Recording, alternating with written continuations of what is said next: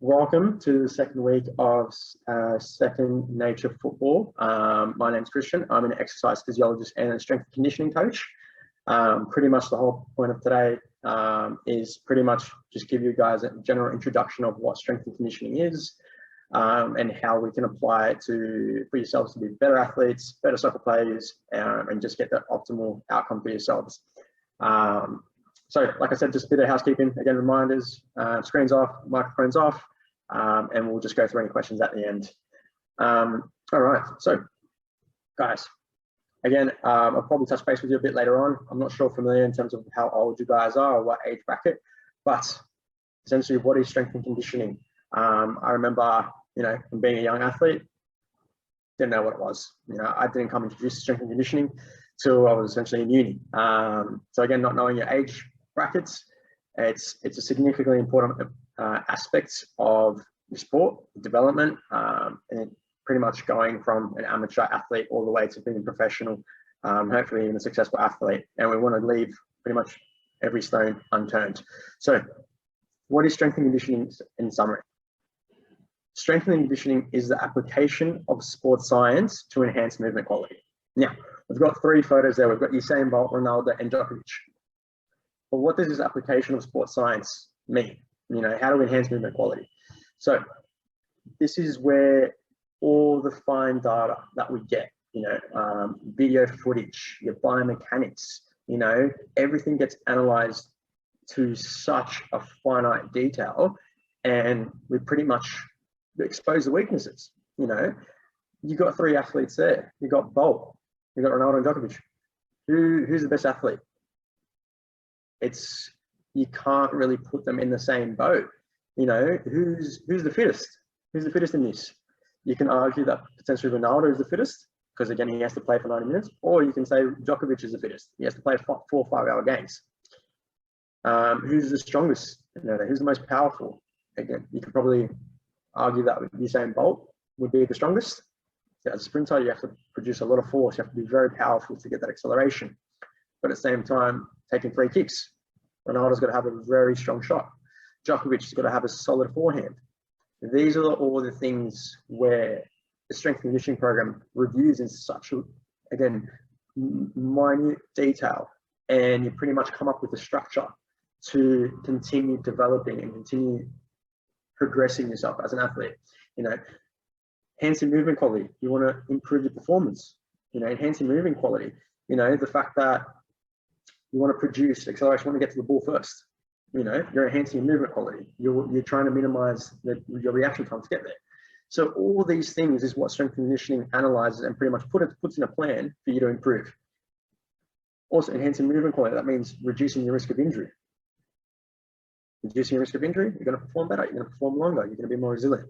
So all those things comes into factor, and that's how strength and conditioning is essentially formed. And it's only been grown in the last, 10 years. Again, me being a younger athlete back in the day, didn't have this. So this is what we want to kind of introduce you guys to all this concept. Now, as a strength and conditioning, we try to improve performance. But what is performance? Every athlete is different. They all have different performance levels. The golfer in the top photo, what's the definition of performance? Focus, concentration, accuracy. They have to be strong, yeah, but very different to a soccer player. How about Ronaldo compared to a sprinter? What's their performance? As a 100-meter sprinter, mate, the race is over in 10, 11 seconds. Soccer player, you've got to play 90 minutes. Golfers are out there on the field, over a day. So each sport is very specific, and this is where strength and conditioning is crucial because everyone is different depending on what your age, depending on if you're male, female, whatever it is. The structure is super specific, individualized for you as an athlete. Now, I've got a YouTube video here. It's pretty much a perfect example of what I'm trying to summarize. So bear with me, guys. We're going to put it on. It's pretty much, we're going to analyze Ronaldo and a sprinter.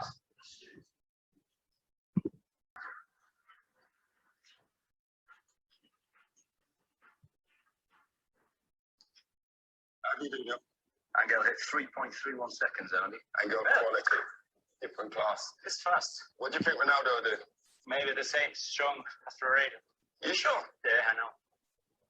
Slow motion replays reveal that Rodriguez makes a strong explosive start, reaching top speed in under half the distance.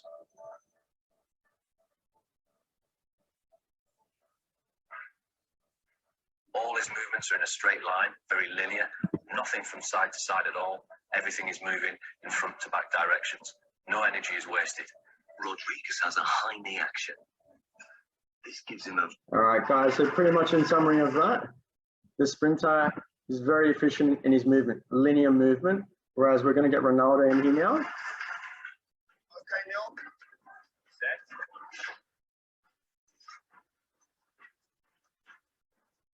Angel, come and join us. What was Ronaldo's time? He's done well, Andy. He's got 3.61 seconds. And what was Angel's time? Angel clocked in at 3.31. So that's 0.3 seconds. 0.3 difference. Quality. Different class. Considering Angel's class is sprinter, that's not bad at all. So Ronaldo narrowly lost the straight sprint. On closer analysis, the reasons why are clear. From a sprinter's point of view, Cristiano Ronaldo's technique isn't the best, but then Cristiano Ronaldo's not a sprinter. He's very quick off the mark, but his style is quite different. He has to still think about the sprinting. That's where his head goes back. And if you go like this with your arms, the chances are behind you, your legs will be doing that also. And that means lower knee height. Because of his usual increase in speed and decrease in speed during a game of soccer, his stride length is quite short and quite sharp, quite staccato, and only covers 1.7 meters per stride. In a 90-minute match, Ronaldo will usually cover over 10 kilometers, but very little of that is in straight line sprints. In football, the ability to appropriately change direction is vital. All right, guys, I'm just going to fast forward this a bit. Get set. All right, so pretty much we're going to have an agility now race here, okay? Rodriguez is still very fast around this course. He navigates the poles well. He moves balance even when his body is almost at 45 degrees at some point.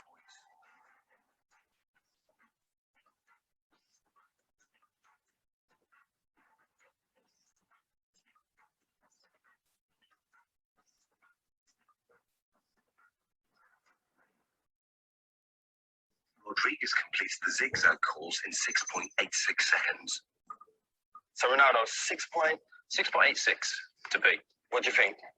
Well, because this is my type of work, I use more this in the game than run in straight line. So this is my profile, my style. Perfect. Let's get him set. Okay. Good man. Take your marks. Get set. Go.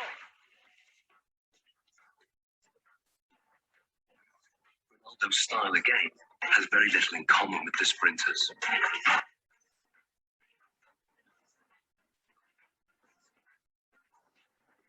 Okay, Angel, come and join us. So first of all, Neil, remind us of Angel's score. Angel came in at 6.86 seconds. 6.86. And then Ronaldo's? 6.35. So what's the difference there? Almost half a second there, Andy. Almost half a second. Superb. Exactly what we was expecting from our footballer, correct? Yeah.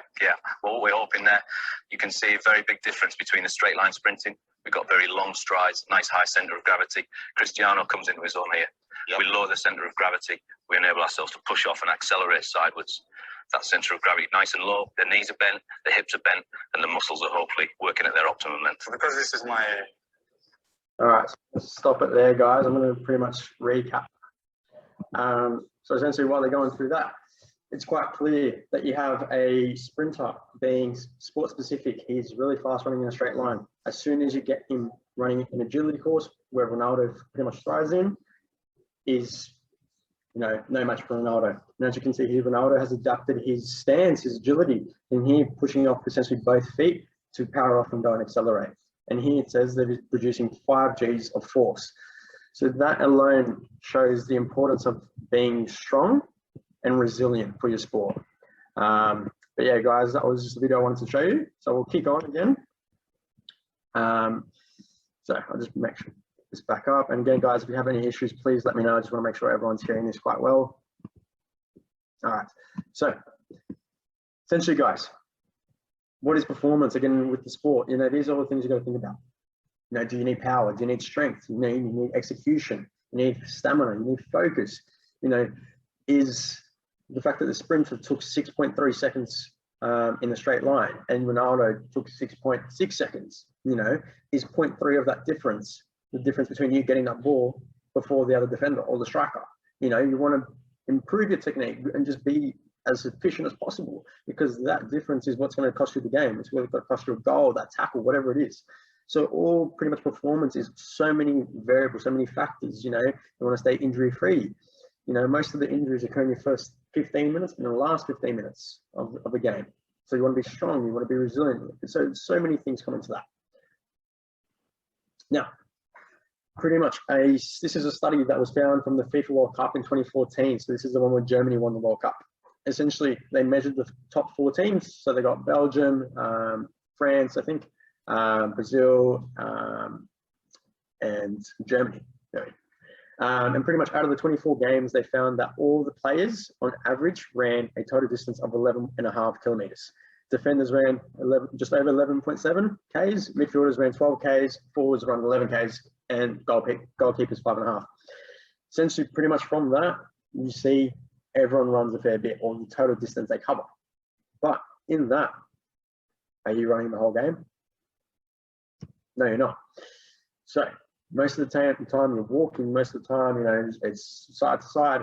So there was another study that pretty much found that, again, reinforced in total distance, more than 10 Ks where everyone was running.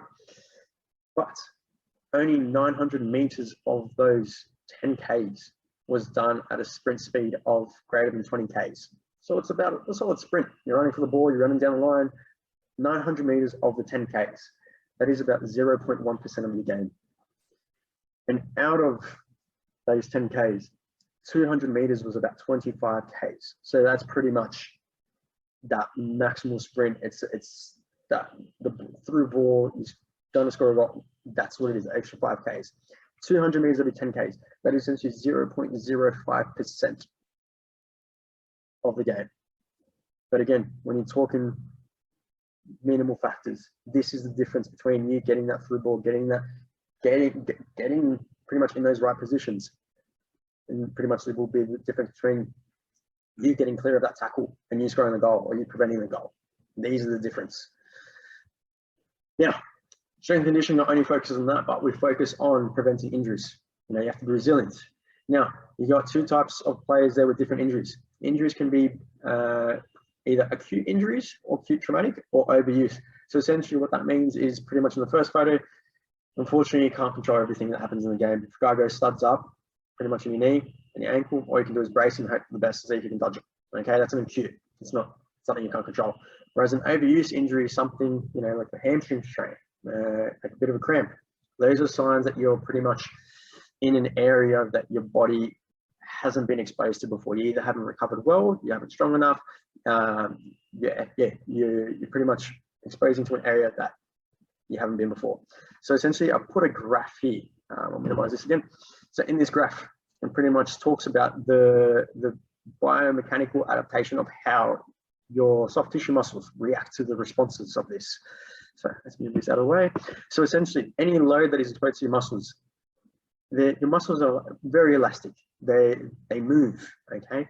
So you have a certain point which is called, you get to that elastic limit. It pretty much means your muscles can move, extend, and come back to a normal length.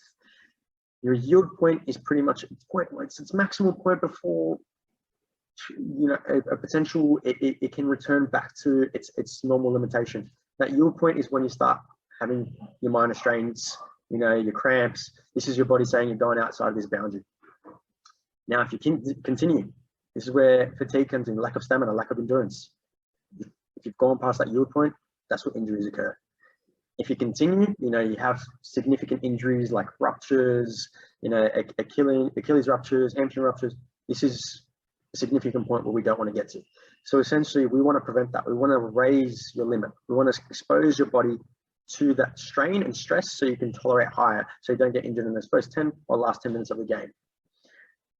And then at the bottom, we pretty much the reason injuries occur is because there is a force that is greater than what your tissues can sustain. So force is greater, it's going to fail. So pretty much what the strength conditioning program is, what we want to do is pretty much increase that tissue strength so you can pretty much tolerate that load. Now, moving on, guys. Now, types of injuries. This is a super quick overview of what common injuries are common in soccer. Now, again, another article is found for males. So males in particular, most common injuries in order, you have hamstring strains, knee injuries, and ankle injuries. Okay, whereas females have knee injuries as a number one, ankle injuries, and hamstring injuries. So that alone is important to recognize that you are susceptible to something what other players might not be. So these are the things you have to be wary of and improve. Okay, to have that prehab, that preventative injury.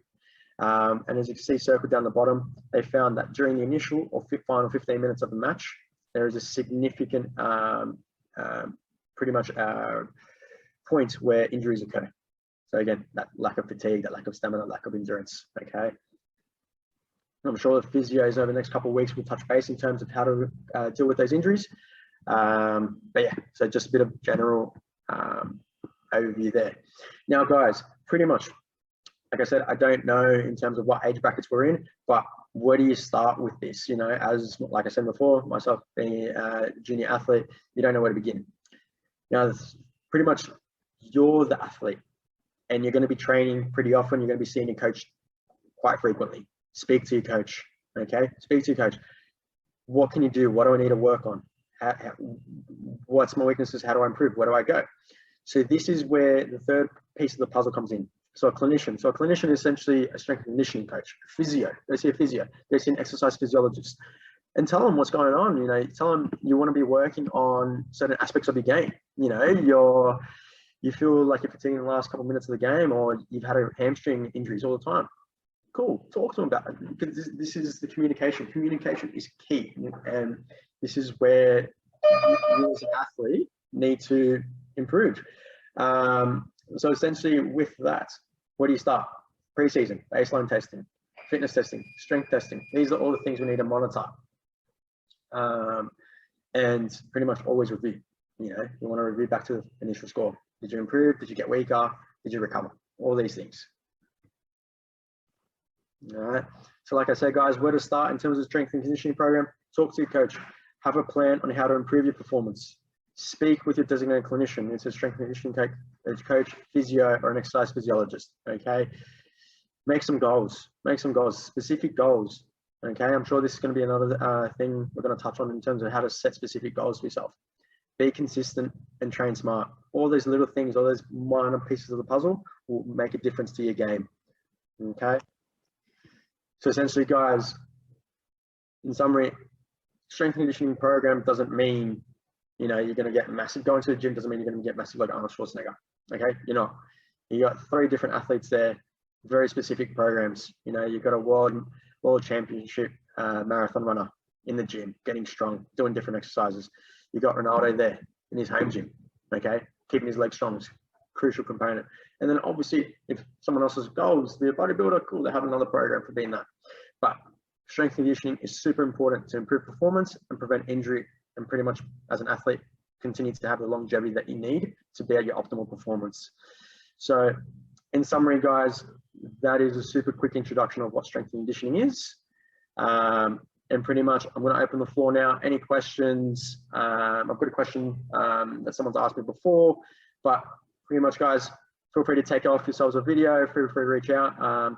So reach out to Second Nature Football as well. And pretty much that's my Instagram as well, where I put up a lot of rehab things, a lot of performance posts, so feel free to follow that. But yeah, we're working together with Second Nature Football to pretty much expose you guys to this. So just for the moment, if we can, I guess if you've got any questions, feel free to let me know. And then before we go, we'll take a picture and then I'll touch base about next week's plan as well. Let's open the chat box as well. So again, if you're too shy to get yourself off speaker, feel free to send me a message. Let's see, where can I get this little chat here? Hey, yeah, I got a question. Yeah, mate.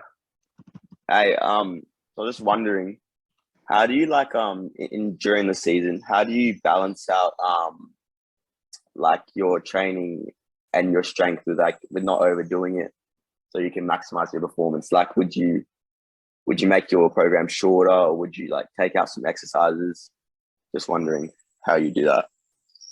Yeah, absolutely. And look, it's a really good point as well, because this is as a part of a strength conditioning structure is where we need to communicate with the coach on an ongoing basis. We need a review in terms of how you're feeling. Obviously, you know, the first couple of sessions of the program, you know, you're going to pull up sore, but then we've got to touch base in terms of how's your recovery going? Are you getting the right kind of sleep? Are you eating the right things? Just like in last week's review in terms of nutrition. So it's sometimes, and that's the thing, every athlete's quite different as well. You know, games are going to change, but in terms of essentially, you know, this is where strength conditioning comes into a periodized form. So we look at all your games. You look at all your games. Okay, you're playing this week, playing that week, and then these strength conditioning cycles get broken up into a weekly goal, kind of daily. Like this is what you're doing on a daily basis. So that's called a microcycle, and then you kind of have a bit of a larger plan. So it's called a mesocycle. So it's pretty much a 6-week plan. Those mesocycles essentially add up to the whole season, so the macro cycle. So each pretty much weekly plan adds up to the whole component and is always get reviewed. And that's an ongoing communication in terms of how you feel, all this. So it's a big job, absolutely. But in terms of my advice is pretty much firstly communicating with your coach and keeping a diary with yourself as well. Keep a training diary, that's a good tip. How you're recovering, and see if you can spot any I guess discrepancies that you can pick up on. But yeah, good question, mate. Hopefully I kind of answered that a little bit. Again, we're going to be touching that over the next kind of couple of weeks as well, but really good question. Yeah, thank you. Okay, what part of strength conditioning do you think is done poorly in young football players? Nice. Look, it depends. I reckon it's more, it hasn't been done consistently over the course of players. Like a lot of teams are exposed to this, whereas others aren't. So honestly, it's quite variable. I think it's done poorly in young players is starting them early and not getting them strong early. Doesn't you know, again, starting in the gym doesn't mean you're going to be lifting heavy weights.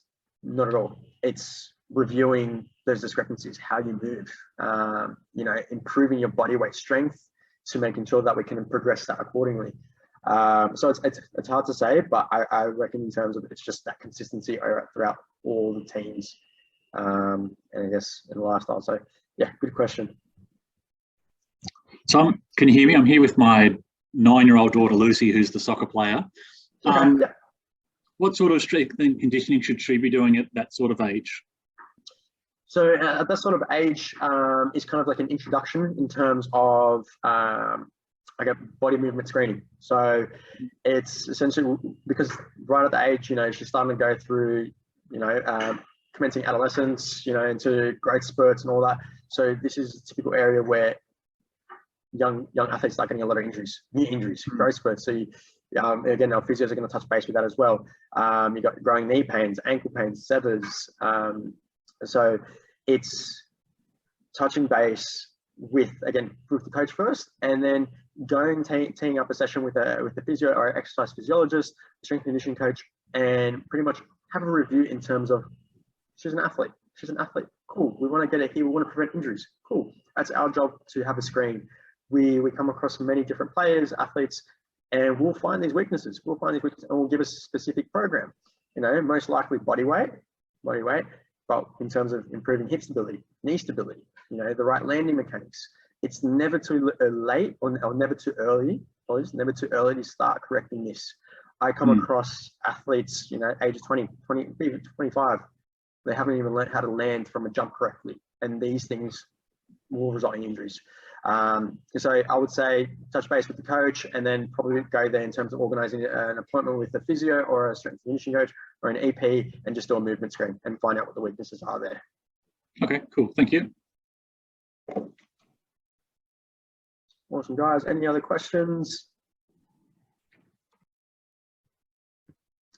Beautiful. All right, guys, what I'll just do today, or before we go, next week we have our physiotherapist, Elliot Lang, who will be presenting. So, yep, we'll keep you touch base in terms of what time. So, really good. He'll be, again, a great amount of experience. We'll go more in depth in terms of these things. So yeah, guys, and just before we go, if we can just share everyone's screens, just get a nice little screenshot just to the Second Nature football. Yeah, that'll be awesome, guys. So I'll see if I can make this nice and big as well. Just look, he wants to take a screenshot. There you go. No one else wants to share their screen, so. Come on, guys. Let's like this. Give them a few more seconds. And look, yeah, if you do have any questions, feel free to reach out, send an email through. I'm sure you got Travis's number as well. We're happy to provide you ongoing feedback.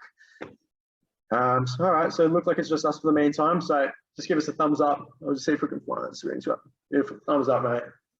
Awesome, beautiful. Thank you so much for your time, guys. Have a good night. If you've got any questions, feel free to reach out. Thank you. Enjoy, guys. Have a good night.